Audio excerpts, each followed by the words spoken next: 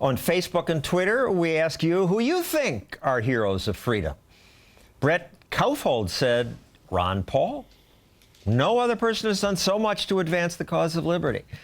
But no one else? What about the author of Atlas Shrugged? On Twitter, Michael Vanderson wrote that supporters here, Ayn Rand is his hero of freedom because she identified what freedom actually is and its moral basis. Christine suggested William Wilberforce. He was one of the first abolitionists, spent his life trying to end slavery. Andrew Schweitzer said Thomas Sowell for exposing him to the wonders of capitalism. And Sowell does this with many books and articles, and they are a wonderful introduction to the joys of freedom. Robert Carey wrote Edward Snowden, who he says sacrificed his successful life for us. So, audience, what do you think? Is Snowden a hero? Yes. Any reservations? Some, okay. Thomas Sowell? Yeah.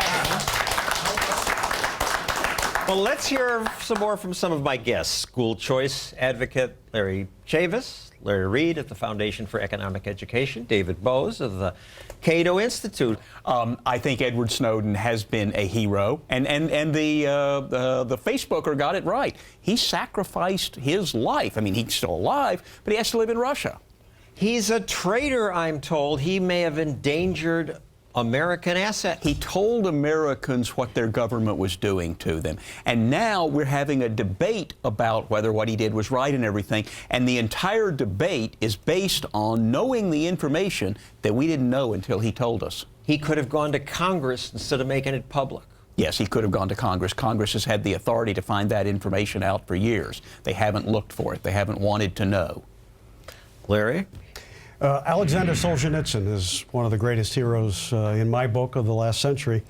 Solzhenitsyn spent 10 years in the Gulag, the Soviet prison system, and had the courage to smuggle out many of his writings, and continued to his dying day in later years defending individual liberty, and I think he was a great hero. Kevin? Howard Fuller, you know Dr. Fuller. He was superintendent of schools in Milwaukee in the early 90s, and because of him, we really have school choice. He took a stand as an African-American superintendent and said that the government schools that I am running aren't working for our kids. And school choice began in Milwaukee. It began in Milwaukee. But it didn't take off. Why not? It didn't take off because, you know, the government entities, particularly the teachers union, are powerful enemies. But now the people are beginning to respond because a bad product just can't sustain itself over time.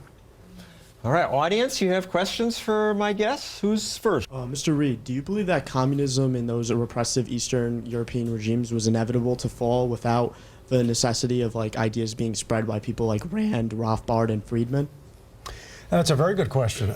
I think ultimately communism is such a non-viable system that it makes war on human nature, on private property, the things that sustain life.